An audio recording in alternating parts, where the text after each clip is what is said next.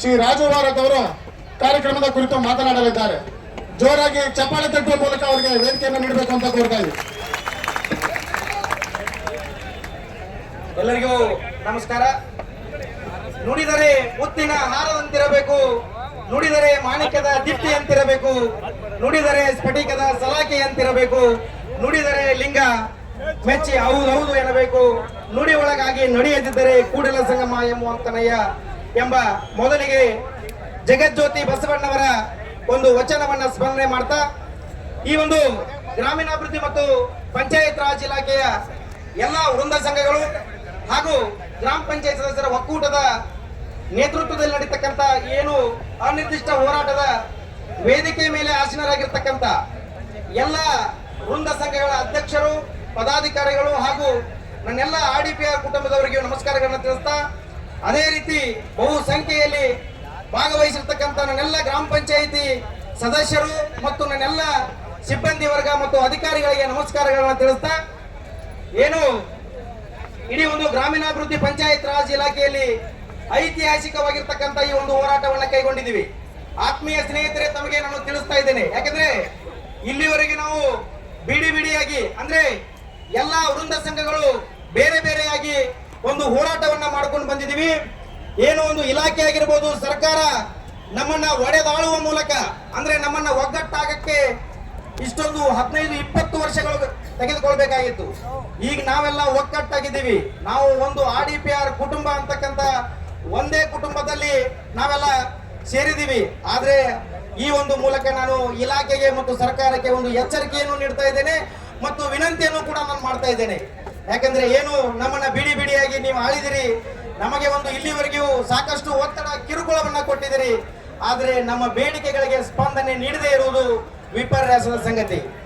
ನೋಡ್ರಿ, ಏನು ನಮ್ಮ ಹಿರಿಯ ಅಧಿಕಾರಿಗಳಿದ್ದರು, ಹಿರಿಯ ಇಲಾಖಾ IAS ಅಧಿಕಾರಿಗಳು, ಅವರು ಮನಸ್ಸು ಮಾಡಿದರೆ ನಮ್ಮ ಬೇಡಿಕೆಗಳನ್ನ ಒಂದೇ ದಿನದಲ್ಲಿ ಎಲ್ಲ ಈಡೇರಿಸಬಹುದು. ಅವರಿಗೆ ನಮ್ಮ ಬೇಡಿಕೆಗಳನ್ನು ಈಡೇರಿಸತಕ್ಕಂತ ಇಚ್ಛಾಶಕ್ತಿಯ ಕೊರತೆ ಇದೆ. ನಾವು ಒಂದು ಈ ಹೋರಾಟದ ಮೂಲಕ ಅವರಿಗೆ ಕೇಳ್ತಾ ಇದ್ದೇವೆ, ನಮ್ಮ ಬೇಡಿಕೆಗಳಿಗೆ ಸ್ಪಂದನೆಯನ್ನು ನೀಡಲೇಬೇಕು.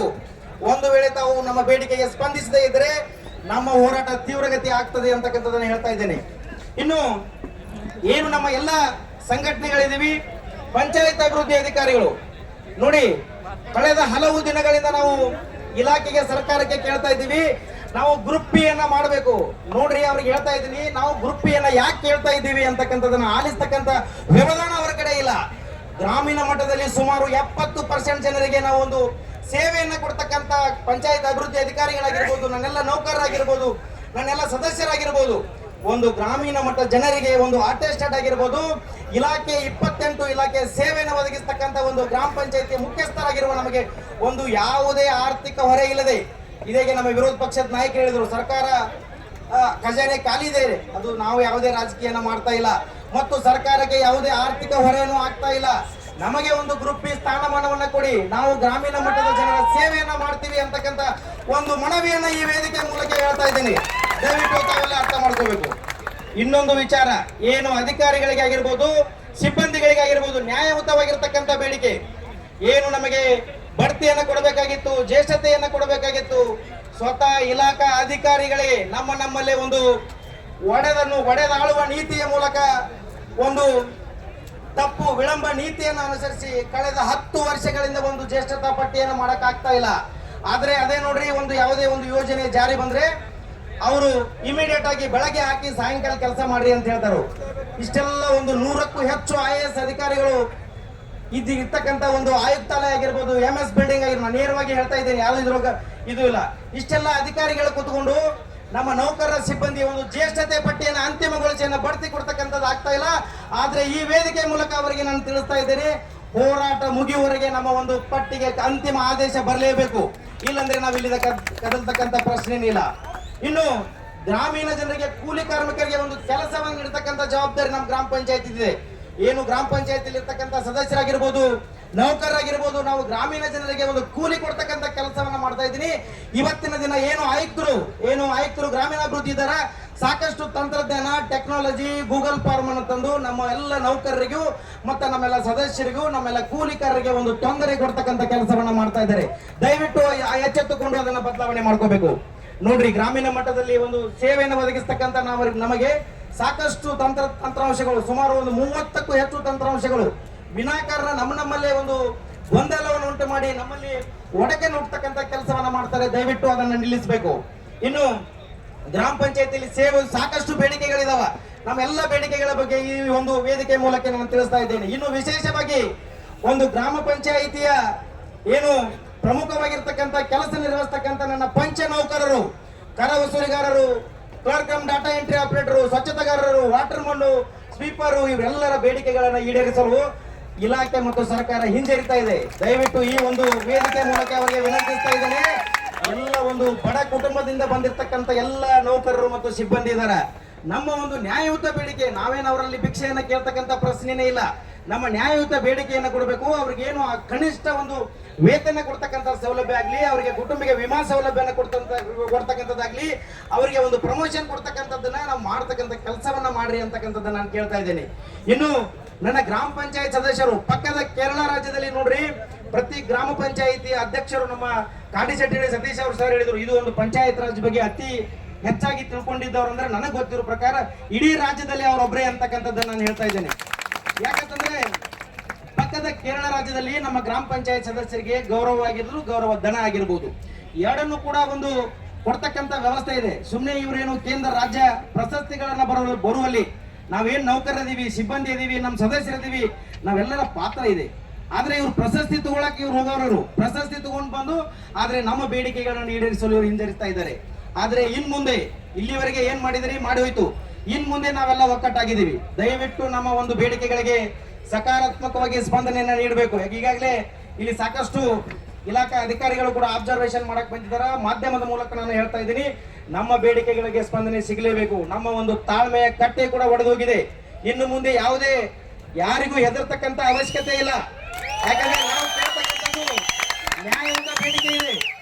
ಇನ್ನು ಒಂದು ಈ ಕುಟುಂಬ ಅಂತಕ್ಕಂಥದ್ದನ್ನ ನಾವು ತರಬೇಕಾಗಿತ್ತಂದ್ರೆ ಏನು ವೇದಿಕೆ ಮೇಲೆ ಎಲ್ಲಾ ವೃಂದ ಸಂಘದ ರಾಜ್ಯಾಧ್ಯಕ್ಷರು ಕೂಡ ಒಂದೇ ವೇದಿಕೆಯಲ್ಲಿ ಬಂದಿದ್ದೀವಿ. ನಾವು ಎಲ್ಲ ನೌಕರರಿಗೆ, ಸಿಬ್ಬಂದಿಗೆ, ಸದಸ್ಯರಿಗೆ ನಾನು ತಿಳಿಸ್ತಾ ಇದ್ದೇನೆ, ನೀವು ಯಾರು ಚಿಂತೆ ಮಾಡ್ತಕ್ಕಂಥ ಅವಶ್ಯಕತೆ ಇಲ್ಲ. ನಿಮ್ಮೆಲ್ಲರಿಗೋಸ್ಕರ ನಾವು ಯಾವ ಒಂದು ಇದಕ್ಕಾದ್ರೂ ನಾವೆಲ್ಲರೂ ಸಿದ್ಧರಿದ್ದೀವಿ. ನೀವು ನಮ್ಮ ಬೆನ್ನಿಗೆ ಇರ್ಬೇಕಂತಕ್ಕಂಥದ್ದನ್ನ ನಾನು ವಿನಂತಿ ಮಾಡ್ಕೊಳ್ತಾ ಇದ್ದೇನೆ. ಮತ್ತು ಇಲಾಖೆಯವರು ಏನು ನಮ್ಮನ್ನ ಅವೈಜ್ಞಾನಿಕ ಆದೇಶಗಳನ್ನ ಮಾಡುವ ಮೂಲಕ ಆಗಿರ್ಬೋದು, ನಮ್ಮ ನ್ಯಾಯಯುತ ಬೇಡಿಕೆಗಳಿಗೆ ಅವ್ರು ಏನು ಗೊಂದಲವನ್ನ ಸೃಷ್ಟಿಸ್ತಕ್ಕಂಥ ಅಧಿಕಾರಿಗಳು ಅವ್ರು ಯಾರೇ ಇರಲಿ, IAS ಅಧಿಕಾರಿ ಇರ್ಬೋದು, ಬೇರೆ ಯಾವುದೇ ಅಧಿಕಾರಿ ಇರ್ಬೋದು, ಅವ್ರ ಮೇಲಲ್ಲೇ ಕ್ರಮ ಆಗ್ಬೇಕು ಅಂತಕ್ಕಂಥದ್ದನ್ನು ಕೂಡ ನಾನು ಆಗ್ರಹಿಸ್ತಾ ಇದ್ದೇನೆ. ಕಳೆದ 10 ವರ್ಷಗಳಿಂದ ನಮ್ಮ ನೌಕರರಲ್ಲಿ ಗೊಂದಲ ಹುಟ್ಟಿಸಿ ಅವರು ನಮ್ಮ ಬೇಡಿಕೆಗಳನ್ನು ಈಡೇರಿಸಲು ಹಿಂಜರಿದಾರ. ಅವ್ರಿಗೂ ಕೂಡ ಒಂದು ಕ್ರಮ ಆಗ್ತಕ್ಕಂಥದ್ದನ್ನ ನಾವು ಈ ಒಂದು ವೇದಿಕೆ ಮೂಲಕ ನಾನು ತಿಳಿಸ್ತಾ ಇದ್ದೇನೆ. ನಾವು ಏನು ನಮ್ಮೆಲ್ಲ ಬೇಡಿಕೆಗಳಿದಾವ, ನಾವು ಶಾಂತಿಯುತವಾಗಿ ಹೋರಾಟವನ್ನು ಮಾಡೋಣ. ಒಂದು ಕಳೆದ ಈ ಒಂದು ಹೋರಾಟದ ರೂಪುರೇಷೆಯನ್ನ ಮಾಡಿಕೊಂಡು ಒಂದು ಹಂತಕ್ಕೆ ನಾವು ಬಂದಿದ್ದೀವಿ. ನಾವು ಸರ್ಕಾರಕ್ಕೆ ಮತ್ತು ನಮ್ಮ ಮಾನ್ಯ ಗ್ರಾಮೀಣಾಭಿವೃದ್ಧಿ ಸಚಿವರಿಗೂ ಕೂಡ ನಾನು ವಿನಂತಿ ಮಾಡ್ತಾ ಇದ್ದೇನೆ. ನಾವೆಲ್ಲ ನಿಮ್ಮ ಒಂದು ಕುಟುಂಬದ ಸದಸ್ಯರಿದ್ದೀವಿ. ರಾಜ್ಯದ 70% ಅಷ್ಟು ಜನರಿಗೆ ಸೇವೆಯನ್ನು ಕೊಡ್ತಕ್ಕಂಥ ಒಂದು ಜವಾಬ್ದಾರಿಯುತ ಸ್ಥಾನದಲ್ಲಿರ್ತಕ್ಕಂಥವ್ರು ಇವತ್ತಿನ ದಿನ ನಾವೆಲ್ಲ ಸೇರಿದ್ದೀವಿ. ತಾವೆಲ್ಲ ಸೂಕ್ಷ್ಮವಾಗಿ ಅರ್ಥ ಮಾಡ್ಕೋಬೇಕು. ನಾವಿಲ್ಲಿ ಯಾವುದೇ ರಾಜಕೀಯನ ಮಾಡ್ತಾ ಇಲ್ಲ. ಆದ್ರೆ ನಮ್ಮ ಬೇಡಿಕೆಗೆ ಸ್ಪಂದನೆ ಸಿಗದೇ ಇದ್ರೆ ಮುಂದೆ ಬರ್ತಕ್ಕಂಥ ದಿನಗಳಲ್ಲಿ ನಾವು ಬೇರೆ ರೀತಿಯ ಒಂದು ಕ್ರಮಗಳನ್ನು ಮಾಡಬೇಕಾಗುತ್ತೆ ಅಂತಕ್ಕಂಥ ವಿಚಾರವನ್ನು ನಾನು ಸೂಚ್ಯವಾಗಿ ಹೇಳ್ತಾ ಇದ್ದೇನೆ. ಅದೇ ರೀತಿ ಪ್ರಮುಖವಾಗಿರ್ತಕ್ಕಂಥ ನಮ್ಮ ಎಲ್ಲಾ ವೃಂದಗಳ ಬೇಡಿಕೆಗಳಾಗಿರ್ಬೋದು, ಸದಸ್ಯರ ಬೇಡಿಕೆಗಳಿಗೆ ಸ್ಪಂದನೆ ಸಿಗಲೇಬೇಕು ಅಂತಕ್ಕಂಥ ವಿಚಾರವನ್ನು ಹೇಳ್ತಾ, ಈಗಾಗಲೇ ಸಾಕಷ್ಟು ವೇದಿಕೆ ಮೇಲೆ ಮಾತನಾಡ್ತಕ್ಕಂಥವ್ರು ಇದ್ದಾರೆ. ನಾವು ಗ್ರಾಮ ಸ್ವರಾಜ್ಯದ ಜೇನುಗೂಡಿನಲ್ಲಿ ಅಧಿಕಾರಿ, ನೌಕರರು, ಜನಪ್ರತಿನಿಧಿಗಳು ಒಂದಾಗಿ ಎಲ್ಲ ಭೇದವ ಮರೆತು ಜನತೆ ಸೇವೆಯ ಖಾತ್ರಿಪಡಿಸಲು ಹೋರಾಟದ ಪಥ ಹಿಡಿದೆವು, ಗುರಿ ಮುಟ್ಟುವರೆಗೆ ಸಾಗುವೆವು ಅಂತಕ್ಕಂಥ ಒಂದು ನಾನುಡಿಯನ್ನು ಹೇಳ್ತಾ, ಇನ್ನೊಂದು ಉದಾಹರಣೆ ಅಂತ ಹೇಳ್ತಾ ನಾನು ಮಾತನ್ನು ಮುಗಿಸ್ತಾ ಇದ್ದೇನೆ. ಒಂದು ಜರಿ ಈ ಭೂಮಿ ಮೇಲೆ ಹರಿತಾ ಇತ್ತು. ಆ ಜರಿ ಭೂಮಿನ ಕೇಳಿತು, ನಾನು ಏನ್ ಮಾಡ್ಲಿ ಅಂತೇಳಿ. ಅವಾಗ ಭೂಮಿ ಹೇಳಿತು, ನೀನು ಸಾಗರ ಸೇರ್ಕೋ ಅಂತೇಳಿ. ಅವಾಗ ಜರಿ ಅಂತೂ, ನಾನು ಇಷ್ಟು ಸಣ್ಣವಿದ್ದೀನಿ, ಸಾಗರ ಅಷ್ಟು ದೂರ ಇದೆ, ನಾನು ಹೇಗೆ ಸೇರ್ಕೊಳ್ಳೋದು ಅಂತೆ. ಅವಾಗ ಭೂಮಿ ಹೇಳ್ತು, ನೀನೇನು ವಿಚಾರ ಮಾಡಬೇಡ, ನೀನ್ ಹರ್ಕೊಂತ ಇರು, ನೀನು ಸಮುದ್ರ ಸೇರ್ತಿ ಅಂತೇಳಿ. ಅವಾಗ ಜರಿ ಒಂದಿನ ಹರಿತು, 2 ದಿನ ಹರಿತು, ಹಳ್ಳ ಸೇರ್ಕೋತು, ನದಿ ಸೇರ್ಕೋತು, ಮುಂದೊಂದಿನ ಸಮುದ್ರ ಸೇರ್ಕೋತು. ಇವತ್ತಿನ ದಿನ ನಾವು ಆ ಜರಿ ಹೇಗೆ ಸಮುದ್ರ ಸೇರ್ಕೋತು, ಅದೇ ಅದೇ ರೀತಿ ನಾವು ಹೋರಾಟಕ್ಕೆ ರೂಪುರೇಷೆವನ್ನ ಮಾಡಿದೀವಿ. ಏನು ನಮ್ಮ ಎಲ್ಲ ನೌಕರರ ಬೇಡಿಕೆಗಳ ಈಡೇರುವವರೆಗೆ ನಾವು ಹೇಗೆ ಅದು ಸಮುದ್ರ ಸೇರ್ಕೋತು ನಮ್ಮ ನೌಕರರ ಈಡೇರುವವರೆಗೂ ನಾವು ಹೋರಾಟವನ್ನ ಮುಂದುವರಿಸ್ತೀವಿ. ಬೇರೆ ಬೇರೆ ರೀತಿಯ ಒಂದು ರೂಪುರೇಷೆಗಳನ್ನು ಕೂಡ ನಾವು ತಯಾರು ಮಾಡಿದೀವಿ. ಅಧಿಕಾರಿಗಳಿಗೆ ನಾನು ಹೇಳ್ತಾ ಇದ್ದೇನೆ, ಈ ಹೋರಾಟವನ್ನ ತುಚ್ಛವಾಗಿ ನಾವು ತೆಗೆದುಕೊಳ್ಬಾರ್ದು. ಯಾಕಂದ್ರೆ ಮುಂದೆ ಬೇರೆ ಬೇರೆ ರೀತಿ ರೂಪುರೇಷೆಗಳನ್ನ ತಯಾರು ಮಾಡಿದೀವಿ. ಯಾವುದೇ ಕಾರಣಕ್ಕೂ ಈ ಒಂದು ಬೇಡಿಕೆ ಈಡೇರುವವರೆಗೆ ಹಿಂತಿರ್ತಕ್ಕಂಥ ಪ್ರಶ್ನೆನೇ ಇಲ್ಲ ಅಂತಕ್ಕಂಥ ಒಂದು ವಿಚಾರವನ್ನ ಹೇಳ್ತಾ, ಈ ಒಂದು ಎಲ್ಲ ಕುಟುಂಬಗಳನ್ನ ಒಗ್ಗೂಡಿಸ್ತಕ್ಕಂಥ ಕೆಲಸವನ್ನ ನಾವೆಲ್ಲ ಮಾಡಿದೀವಿ. ಈ ಹೋರಾಟದ ಸಮಿತಿಯ ಎಲ್ಲ ವೃಂದ ಸಂಘದ ಅಧ್ಯಕ್ಷರುಗಳು ಎಲ್ಲರೂ ನನಗೊಂದು ಜವಾಬ್ದಾರಿ ಕೊಟ್ಟಿದ್ದಕ್ಕಾಗಿ ಅವರಿಗೂ ಕೂಡ ನಾನು ಧನ್ಯವಾದಗಳನ್ನ ತಿಳಿಸ್ತಾ, ಇಲ್ಲಿ ನನಗೆ ಮಾತಾಡಲಿಕ್ಕೆ ಅವಕಾಶ ಕೊಟ್ಟಿರ್ತಕ್ಕಂಥ ನಿಮ್ಮೆಲ್ಲರಿಗೂ ವಂದಿಸಿ, ಅದೇ ರೀತಿ ಪತ್ರಿಕಾ ಮಾಧ್ಯಮದವರು ಕೂಡ ನಮ್ಮ ಬೆನ್ನೆಲುಬಾಗಿ ನಿಂತಿದ್ದಾರೆ, ಅವ್ರಿಗೂ ಕೂಡ ಒಂದು ಧನ್ಯವಾದಗಳನ್ನ ತಿಳಿಸಿ ನನ್ನ ಮಾತಿಗೆ ವಿರಾಮ ಹೇಳ್ತಾ ಇದ್ದೀನಿ. ಥ್ಯಾಂಕ್ ಯು, ಧನ್ಯವಾದ.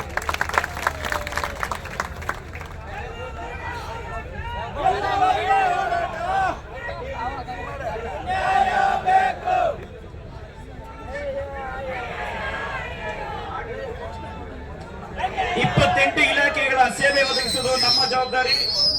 ನಮ್ಮ ಬೇಡಿಕೆ ಈಡೇರದೆ ಹೊರತು ನಾವಿಲ್ಲಿಂದ ತೆರಳುವುದಿಲ್ಲ. ಬಡ ನೌಕರಿಗೆ ಸೇವಾ ಭದ್ರತೆಯನ್ನು ಕೊಡಲೇಬೇಕು, ESI PF ಕೊಡಲೇಬೇಕು, ಎಲ್ಲರಿಗೂ ಕೂಡ ಅನುಕೂಲವಾಗುವಂತ ಬೇಡಿಕೆ ಇಟ್ಟಿದ್ದೀವಿ.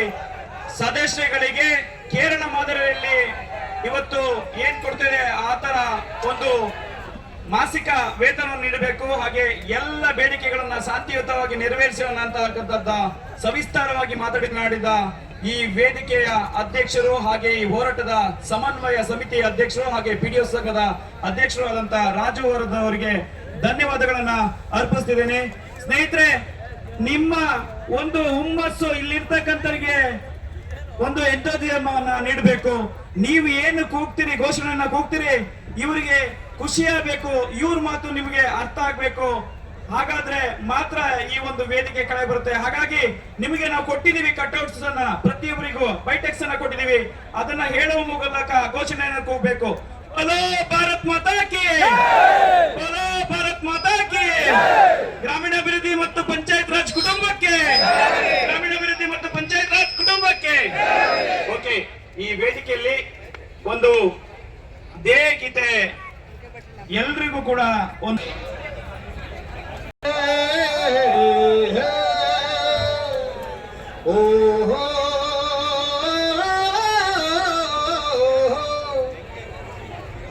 ಓ ನನ್ನ ಚೇತನ ಆಗು ನೀ ಅನಿಕೇತನ, ಓ ನನ್ನ ಚೇತನ ಆಗು ನೀ ಅನಿಕೇತನ, ಓ ನನ್ನ ಚೇತನ ಆಗು ನೀ ಅನಿಕೇತನ, ಓ ನನ್ನ ಚೇತನ ಆಗು ನೀ ಅನಿಕೇತನ, ಓ ನನ್ನ ಚೇತನ ಆಗು ನೀ ಅನಿಕೇತನ, ಓ ನನ್ನ ಚೇತನ ಆಗು ನೀ ಅನಿಕೇತನ. ರೂಪಗಳನ್ನು ದಾಟಿ ನಾಮಕೋಟಿಗಳನ್ನು ಮೀಟಿ, ರೂಪಗಳನ್ನು ದಾಟಿ ನಾಮಕೋಟಿಗಳನ್ನು ಮೀಟಿ, ಎದೆಯ ಬಿರಿಯ ಭಾವ ತೀಟಿ ಓ ನನ್ನ ಚೇತನ, ಎದೆಯ ಬಿರಿಯ ಭಾವ ತೀಟಿ. ಶಾಸಕರಾದ ಶ್ರೀ ಗುರುಮೆ ಸುರೇಶ್ ಶೆಟ್ಟಿ ಅವರು ಆಗಮಿಸಿದ್ದಾರೆ. ಅವರಿಗೆ ಎಲ್ಲರ ಪರವಾಗಿ ಸ್ವಾಗತವನ್ನು ಕೋರ್ತಾ ಇದ್ದೀವಿ. ನಾನ್ಯಾರು ಕಾರ್ಯಕ್ರಮವನ್ನು ಉದ್ದೇಶಿಸಿ ಮಾತಾಡಬೇಕು ಅಂತ ವಿನಂತಿಸ್ತಾ ಇದ್ದೀವಿ.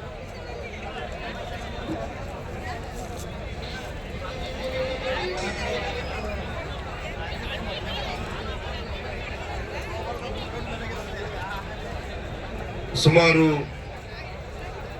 11 ಸಂಘಟನೆಯವರು ಸೇರಿ ಗ್ರಾಮ ಪಂಚಾಯತ್ ನೌಕರರಿಗೆ ಗ್ರಾಮೀಣಾಭಿವೃದ್ಧಿ ಮತ್ತು ಪಂಚಾಯತ್ ರಾಜ್ ಇಲಾಖೆಯಿಂದ ವೇತನ ನಿಗದಿ ಮಾಡಲೇಬೇಕು. ಹಾಗೆ ಅವರನ್ನ ಗ್ರೂಪ್ ಎಗೆ ಸೇರಿಸಬೇಕು, ಗ್ರೂಪ್ ಬಿಗೆ ಸೇರಿಸಬೇಕು ಏನೋ ಒಂದು ಒತ್ತಾಯವನ್ನು ಮಾಡಿ ಬಹುಶಃ ರಾಜ್ಯ ಎಲ್ಲ ಕಡೆ ನೀವೆಲ್ಲ ಬಂದಿದ್ದೀರಿ. ಖುಷಿಯಾಗುವಂಥದ್ದು ಬಹುಶಃ ನಿಮ್ಮ ಸಂಘಟನೆ ಬಲ. ನಾವು ಕೇಳಿದ್ದೀವಿ, ಗಂಗೆ ತಾನೊಂದು ನದಿ, ತುಂಗೆ ತಾನೊಂದು ನದಿ, ಸಂಗಮದವರೆಗೆ ಬೆಟ್ಟನ ಸಮುದ್ರ ಸೇರಿದೊಡೆ ಗಂಗೆ ಯಾರು ತುಂಗೆ ಯಾರು ಎನ್ನುವಂತೆ ಸಾಗರೋಪಾದಿಯಲ್ಲಿ ಇವತ್ತು ನೀವೆಲ್ಲ ಇಲ್ಲಿ ಬಂದಿದ್ದೀರಿ ಸ್ನೇಹಿತರೆ. ನಮ್ಮ ಸಹಮತ ಇದೆ, ಖಂಡಿತವಾಗಿಯೂ ನಮ್ಗೆ ನಿಮ್ಮ ಕಷ್ಟ ಗೊತ್ತಾಗ್ತದೆ. ಒಬ್ಬ ಶಾಸಕನಾಗಿ, ನಾನು ಹೊಸ ಶಾಸಕ, ಕೇವಲ 1.5 ವರ್ಷ ಆಗಿದೆ ಶಾಸಕನಾಗಿ. ಆದ್ರೆ ಬೆಳಿಗ್ಗೆ ಎದ್ದು ನಾವು ನಿತ್ಯ ಸಂಪರ್ಕ ಮಾಡುವಂಥದ್ದು ಯಾವುದೋ ಒಂದು ಪದ್ಯಾತ್ನ ವಿಡಿಯೋಗಳನ್ನ, ಅವರಿಗೆ ಆ ಕೆಲಸದ ಒತ್ತಡ ನಾವು ತಿಳಿಬೇಕು. ಅವರಿಗೂ ಸಂಸಾರ ಇದೆ, ಅವರಿಗೊಂದು ಸಂಕಷ್ಟ ಇದೆ, ಅವರಿಗೂ ಮಕ್ಕಳು ಮರಿದ್ದಾರೆ ಅನ್ನೋದನ್ನು ನಾವು ತಿಳಿಬೇಕು. ಆ ನಿಟ್ಟಿನಲ್ಲಿ ನನಗೆ ನಮ್ಮ ಉಡುಪಿಯ ಜಿಲ್ಲಾಧ್ಯಕ್ಷರಾಗಿದ್ದ ಮಂಜುನಾಥ್ ಅವರು ಫೋನ್ ಮಾಡಿದ್ರು. ಖಂಡಿತ ನಾನು ಬಂದು ಹೋಗ್ತೇನೆ ಅನ್ನೋದು ಮಾತನ್ನು ಹೇಳಿದ್ದೀನಿ. ಆಮೇಲೆ ಖಂಡಿತವಾಗಿಯೂ ಏನೇ ಪರೀಕ್ಷೆ ಬಂದ್ರು ನಿಮ್ಮ ಒಗ್ಗಟ್ಟು ನೀವು ಕಳ್ಕೊಳ್ಬಾರ್ದು. ಬರ್ತದೆ ಸಂಘಟನೆ ಅಂದಾಗ ಬೇರೆ ಬೇರೆ ರೀತಿ ಒತ್ತಡ ಬರ್ತದೆ. ನನಗೆ ಅನುಭವ ಇದೆ, ನಾನು ಸಂಘಟನೆಯಲ್ಲಿ ಕೆಲಸ ಮಾಡಿದಂಥವನು. ಆ ನಿಟ್ಟಿನಲ್ಲಿ ನೀವೆಲ್ಲ ಒಂದಾಗಿರ್ಬೇಕು ಏನೊಂದು ಮಾತನ್ನು ಹೇಳ್ತಾ, ಬಹುಶಃ ಇಲ್ಲಿ ಯಾವುದೇ ಜಾತಿ ಧರ್ಮ ಯಾವ್ದು ಅಡ್ಡ ಬರಬಾರ್ದು. ಹೇಳ್ತಾರೆ, ನಡೆಯುವುದೊಂದೇ ದಾರಿ, ಕುಡಿಯುವುದೊಂದೇ ನೀರು, ಸುಡುವಾಗ್ನಿ ಹೊಂದಿರಲು ನಡುವೆ ಕುಲ ಗೋತ್ರ ಎತ್ತಣ ಎನ್ನುವಂತ ಮಾತನ್ನು ಕೇಳಿದಾಗ ಬಹುಶಃ ಅದೆಲ್ಲ ಒಂದು ಮೀರಿ ನಿಂತ ಸಂಘಟನೆ ನಿಮ್ದಾಗಲಿ ಏನೊಂದು ಮಾತನ್ನು ಹೇಳ್ತಾ, ಒಬ್ಬ ಶಾಸಕನಾಗಿ ಬಹುಶಃ ಎಲ್ಲ ಕರಾವಳಿ ಶಾಸಕರ ಪರವಾಗಿ ನಿಮ್ಮ ಬೆಂಬಲಕ್ಕೆ ನಾವಲ್ಲಿ ಇರ್ತೀವಿ. ಯಾವುದೇ ಹೊತ್ತಲ್ಲಿ ನೀವು ನಮ್ಮ ಜೊತೆ ನಮ್ಮನ್ನು ಅಪ್ರೋಚ್ ಮಾಡಿದ್ರೆ ಖಂಡಿತ ನಿಮ್ ಜೊತೆಗೆ ಅದನ್ನ ಎಲ್ಲಿ ಸ್ವರ ಎತ್ತಬೇಕು ಸ್ವರ ಎತ್ತುವಂತ ಕೆಲಸವನ್ನ ನಾನು ಶಾಸಕನಾಗಿ ಮಾಡ್ತೇನೆ ಏನೊಂದು ಮಾತನ್ನ ಹೇಳ್ತಾ, ನಿಮ್ಮ ಕಾರ್ಯಕ್ರಮ ನಿಮ್ಮ ಹೋರಾಟ ಯಶಸ್ವಿಯಾಗಲಿ ಅನ್ನೋಂಥ ಮಾತನ್ನ ಹೇಳೋದು. ನಿಜವಾಗ್ಲೂ ನ್ಯಾಯಯುತ ಒಂದು ಹೋರಾಟವನ್ನು ನೀವೆಲ್ಲ ಮಾಡ್ತಾ ಇದ್ದೀರಿ. ತುಂಬಾ ಸಲ ನೀವು ಬೇಡಿಕೆಯನ್ನು ಕೊಟ್ಟಿದ್ದೀರಿ, ಅವರಿಗೆ ಎಚ್ಚರಿಕೆಯನ್ನು ಕೊಟ್ಟಿದ್ದೀರಿ ಸರ್ಕಾರಕ್ಕೆ, ಆದ್ರೆ ಅದಕ್ಕೆ ಸ್ಪಂದಿಸಲಿಲ್ಲ ಎಂತಕ್ಕಂಥ ಮಾತನ್ನು ತುಂಬಾ ನೋವಿನ ದುಃಖದಿಂದ ನಿಮ್ಮ ರಾಜ್ಯಾಧ್ಯಕ್ಷರು ಎಲ್ಲ ಪದಾಧಿಕಾರಿಗಳು ಹೇಳ್ತಾ ಇದ್ರು. ಆದ್ರೆ ಇವತ್ತು ಬೆಳಿಗ್ಗೆ ಎದ್ರೆ ಜನರಿಗೆ ಒಂದು ಪಂಚಾಯತ್ ರಾಜ್ ವ್ಯವಸ್ಥೆ ಅಂತ ಹೇಳಿದ್ರೆ ನಮ್ಮ ಅಬ್ದುಲ್ ನಜೀರ್ ಸಾಬ್ ಅವರು ಒಂದು ವ್ಯವಸ್ಥೆ ಯಾಕೆ ಮಾಡಿದ್ರು ಅಂತ ಹೇಳಿದ್ರೆ, ಈ ಸಮಾಜದ ಕಟ್ಟ ಕಡೆ ಜನರ ಕಣ್ಣೀರು ಒರೆಸ್ಬೇಕು, ಅವರಿಗೆ ಧ್ವನಿ ಆಗ್ಬೇಕು, ಧ್ವನಿ ಇಲ್ಲದವರಿಗೆ ಧ್ವನಿ ಆಗ್ಬೇಕು ಅನ್ನೋಂತ ಚಿಂತನೆ ಇಟ್ಕೊಂಡು ಅಬ್ದುಲ್ ನಜೀರ್ ಸಾಹೇಬರು ಕಟ್ಟಿಕೊಟ್ಟಂತ ಒಂದು ವ್ಯವಸ್ಥೆ. ಅದರ ರೂವಾರಿಗಳು ಯಾರು ಅಂತ ಕೇಳಿದ್ರೆ ಪಿಡಿಒಗಳೇ, ಪಂಚಾಯತ್ ಡೆವಲಪ್ಮೆಂಟ್ ಆಫೀಸರ್ಸ್ ನೀವೇ. ಆ ನಿಟ್ಟಿನಲ್ಲಿ ನಮ್ಗೆ ಗೊತ್ತಿದೆ ತುಂಬಾ ಒತ್ತಡ ಇದೆ. ಆ ನಿಟ್ಟಿನಲ್ಲಿ ನಾನು ಮತ್ತೊಮ್ಮೆ ಆ ಭಗವಂತ ನಾವು ನಂಬಿರ್ತಕ್ಕಂಥ ಎಲ್ಲ ಶಕ್ತಿಗಳು ನಿಮ್ಮ ಹೋರಾಟಕ್ಕೆ ಯಶಸ್ಸನ್ನು ತಂದು ಕೊಡ್ಲಿ ನನ್ನ ಮಾತನ್ನ ಎಲ್ಲಿವರೆಗೆ ನಮ್ಮಲ್ಲಿ ಸಾಧ್ಯ ಆಗುತ್ತೋ ನಾವೆಲ್ಲ ನಿಮ್ ಜೊತೆ ಇದ್ದೀವಿ ಅನ್ನೋ ಒಂದು ಧೈರ್ಯದ ಮಾತನ್ನ ಸಾಂತ್ವನ ಮಾತನ್ನ ಹೇಳಲಿಕ್ಕೆ ಮಾತ್ರ ನಾನು ಇಲ್ಲಿ ಬಂದಿರ್ತಕ್ಕಂಥ ಮಾತನ್ನ ಹೇಳ್ತಾ ನಿಮ್ಮ ಕಾರ್ಯಕ್ರಮ ಯಶಸ್ಸಾಗಲಿ. ಬೋಲೋ ಭಾರತ್ ಮಾತಾ ಕಿ, ಬೋಲೋ ಭಾರತ್ ಮಾತಾ ಕಿ, ಬೋಲೋ ಭಾರತ್ ಮಾತಾ ಕಿ. ಒಂದೇ ಒಂದೇ. ನಮಸ್ಕಾರ. ಗ್ರಾಮ ಪಂಚಾಯಿತಿಯ ಕಾರ್ಯವೈಖರಿಯ ಬಗ್ಗೆ ಉತ್ತಮ ಮಾತುಗಳನ್ನಾಡಿದ ಮಾನ್ಯ ಶಾಸಕರಿಗೆ ಹೋರಾಟದ ಎಲ್ಲರ ಪರವಾಗಿ ಹೃದಯಪೂರ್ವಕ ಧನ್ಯವಾದಗಳು. ಈಗ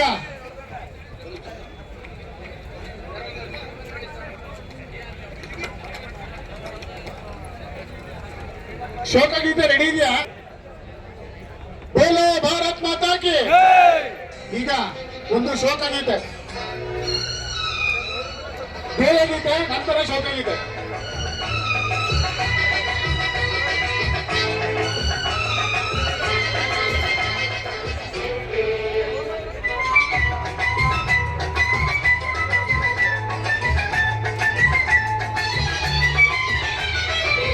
ಬನ್ನಿ ಬನ್ನಿ ಒಂದಾಗಿ ಬನ್ನಿ, ನಮ್ಮ ಕಷ್ಟವ ಹೇಳೋಣ ಬನ್ನಿ.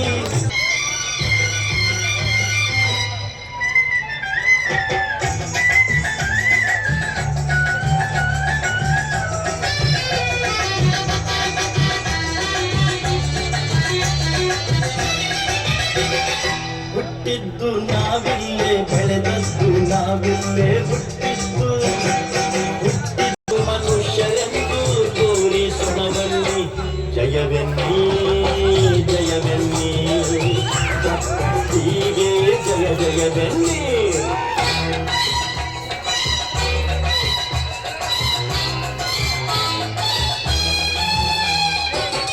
ಅದುವೇ ಆಗಿತ್ತು ಯೋಜನೆಯ ಉದ್ದೇಶ, ಹಸಿದವರಿಗೆ ಅನ್ನ ನೀಡು ನ್ಯಾಯ, ಹಣವಂತಕ್ಕೆ ಕನ್ನ ಬಿಡಿರಯ್ಯ, ಮೋಸ ಮಿತಿ ಮೀರಿದಯ್ಯ. ಬನ್ನಿ ಬನ್ನಿ ಒಂದಾಗಿ ಬನ್ನಿ, ನಮ್ಮ ನೋವನ್ನು ತಿಳಿಸೋ.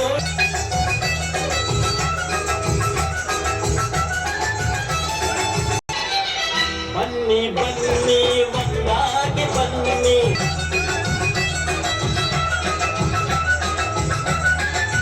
ಆಡಿಪಿಆರ್ ಕುಟುಂಬಕ್ಕೆ ದಯವಿಟ್ಟು ಎಲ್ಲರೂ ಕೂತ್ಕೊಳ್ಬೇಕು.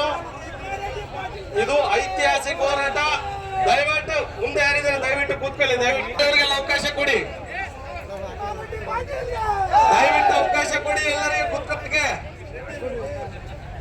RDPR ಕುಟುಂಬಕ್ಕೆ, ಪಂಚ ನೌಕರರಿಗೆ ಜೋರ್ ಬರಲಿ, ಪಂಚ ನೌಕರರಿಗೆ. ಸ್ನೇಹಿತರೆ, ಇವತ್ತು ಗ್ರಾಮೀಣಾಭಿವೃದ್ಧಿ ಮತ್ತು ಪಂಚಾಯತ್ ರಾಜ್ ಇಲಾಖೆಯ ಅಧಿಕಾರಿಗಳು, ಪಂಚ ನೌಕರರು, ಸದಸ್ಯರ ಒಕ್ಕೂಟ ಇವತ್ತೇನು ಹೋರಾಟ ಮಾಡ್ತಾ ಇದ್ದೀವಿ, ಐತಿಹಾಸಿಕ ಹೋರಾಟ. ಇದು ಎಂತ ಹೋರಾಟ?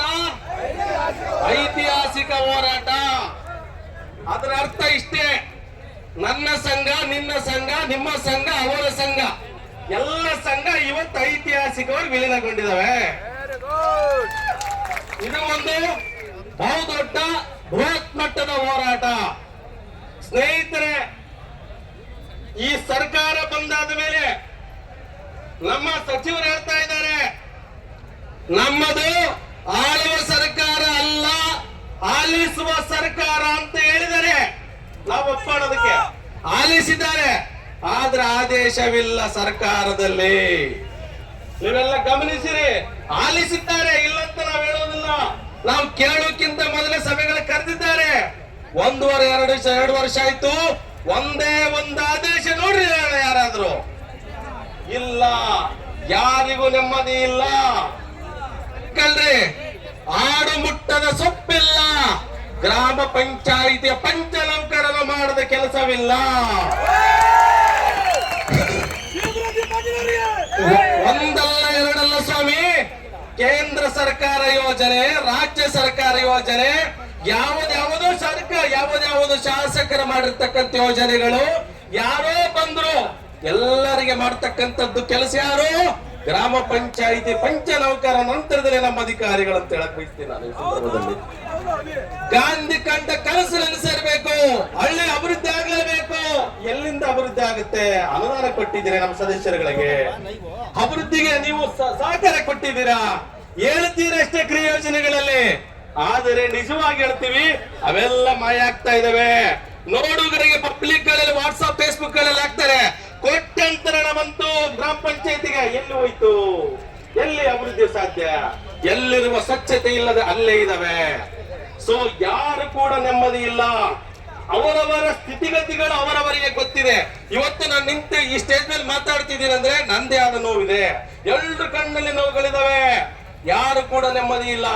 ಜವಾನ್ರು ತಗೊಳ್ಳಿ, ವಾಟರ್ ಮ್ಯಾನ್ ತಗೊಳ್ಳಿ, ವಾಟರ್ ಮ್ಯಾನ್ ತಗೊಂಡ್ರೆ ನೀರು ಬಂದಿಲ್ಲ ಅಂದ್ರೆ ಇವ್ ನಾಟಕ ಮಾಡ್ತಾ ಇದ್ರೆ ಬೇಕಂತ ನೀರು ಬಿಟ್ಟಿಲ್ಲ ಅಂತ ಹೇಳೋದು ನಮ್ಮ ನೌಕರನಿಗೆ.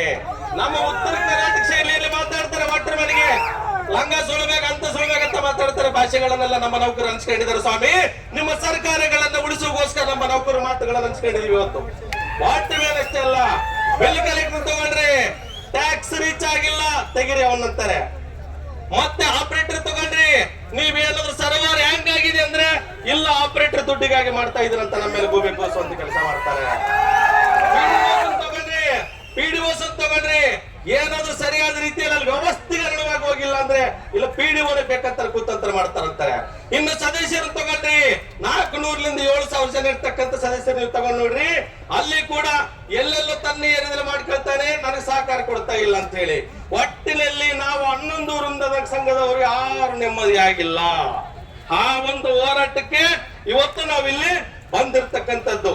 ನಮ್ಮ ಸರ್ಕಾರ, ಮುಂದಿನ ಸರ್ಕಾರ ಒಳ್ಳೆ ರೀತಿ ನಮ್ಗೆ ಕೆಲಸ ಮಾಡ್ತದೆ ಅಂತ ಹೇಳಿ ಇವತ್ತು 136 ಶಾಸಕರನ್ನು ಗೆಲ್ಲಿಸ್ಕೊಂಡು ಬರುವಂತ ಪ್ರಯತ್ನ ಮಾಡಿದ್ವಿ. ನಮ್ಮ 1 ಲಕ್ಷ ಕುಟುಂಬಗಳ ಕೂಡ ವೋಟ್ ಹಾಕಿದ್ದೇವೆ.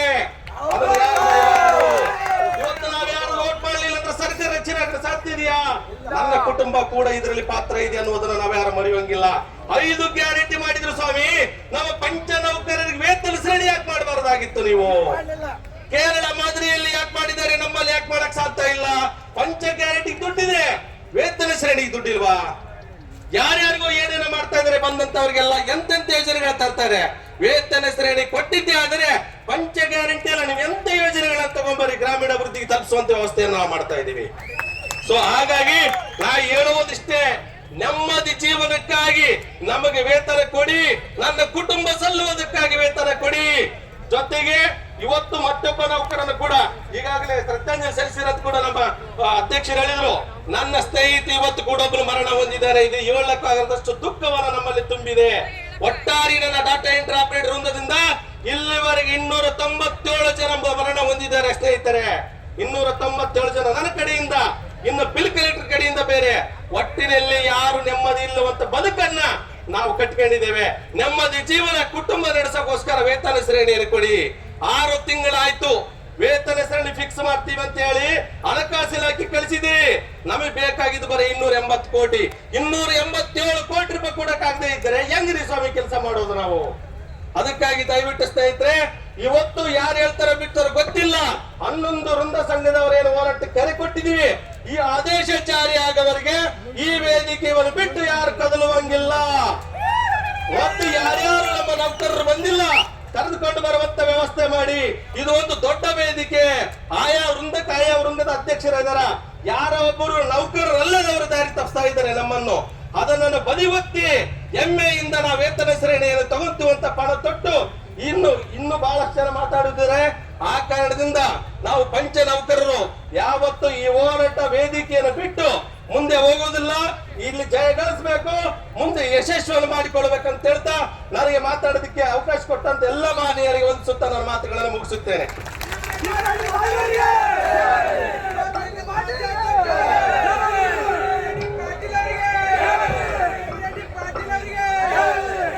ತಮ್ಮ ಸಮಸ್ಯೆಗಳನ್ನ ಬಿಚ್ಚಿಟ್ಟ ಅವರಿಗೆ ಧನ್ಯವಾದಗಳು. ಈಗ ಭಾರತ್ ಮಾತಾ ಕಿ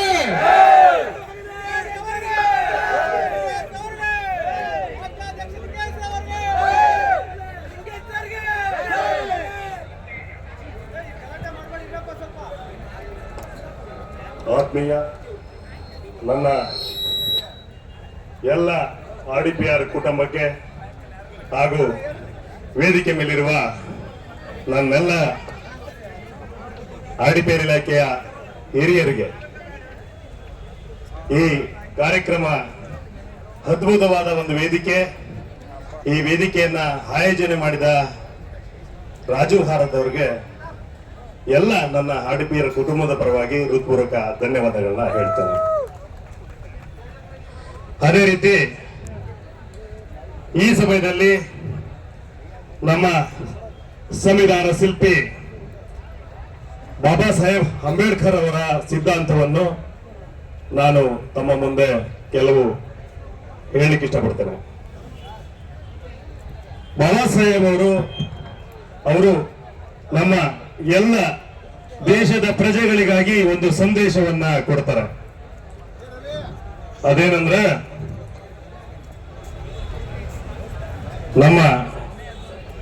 ನಮ್ಮ ಹೋರಾಟದ ಹೆಜ್ಜೆ ಯಾವ ರೀತಿ ಇರಬೇಕು, ಅದರ ಪ್ರತಿಫಲ ಯಾವ ರೀತಿ ಸಿಗಬೇಕು ಅನ್ನೋದಕ್ಕೆ ಒಂದು ಸಂದೇಶ. ವಿದ್ಯಾರ್ಹತೆ ಇದ್ರೆ ಸಾಲದು, ಅದರ ಜೊತೆಗೆ ಸಂಘಟನೆ ಆಗ್ಬೇಕು. ಸಂಘಟನೆ ಜೊತೆಗೆ ಹೋರಾಟ ಮಾಡಿದ್ರೆ ಮಾತ್ರ ನಮ್ಮ ಜೀವನ ವ್ಯವಸ್ಥೆ ಸುಖಕರವಾಗಿ ನಡೆಯುತ್ತದೆ ಎನ್ನುವುದೇ ಬಾಬಾ ಸಾಹೇಬ್ರವರ ದೊಡ್ಡ ಸಂದೇಶ.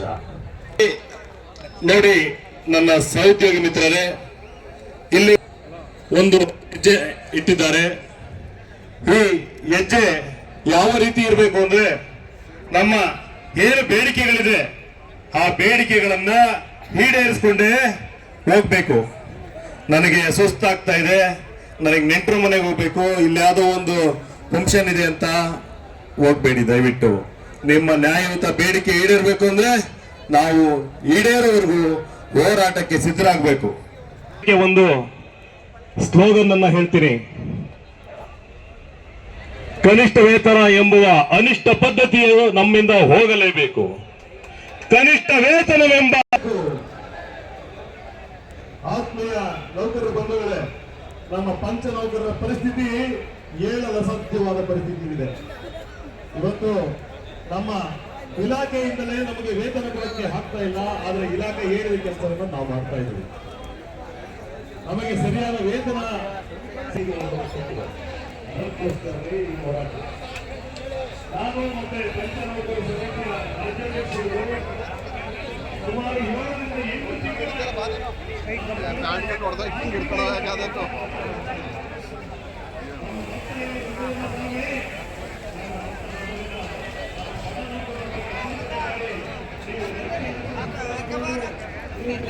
ಅಣ್ಣ ಎಲ್ಲದಿ ಅಣ್ಣ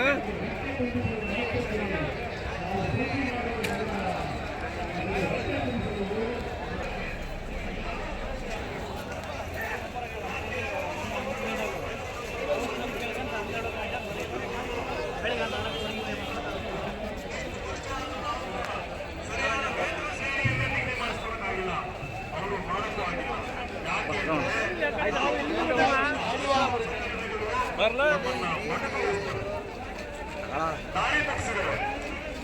ದಯವಿಟ್ಟು ಸ್ನೇಹಿತರೆ, ಈ ವೇದಿಕೆ ಮುಖಾಂತರ ತಮ್ಮ ಗಮನಕ್ಕೆ ಬಯಸ್ತೇನೆ.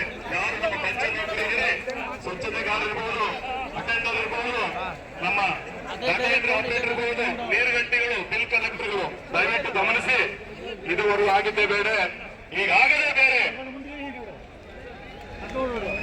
ಇದುವರೆಗೂ ನಿಮ್ಮ ವೃಂದಕ್ಕೆ ಒಬ್ಬ ಅಧ್ಯಕ್ಷ ಇರಲಿಲ್ಲ, ಆದ್ರೆ ನಿಮ್ಮ ವೃಂದಕ್ಕೆ ಒಬ್ಬ ಅಧ್ಯಕ್ಷ ಇದ್ದಾನೆ.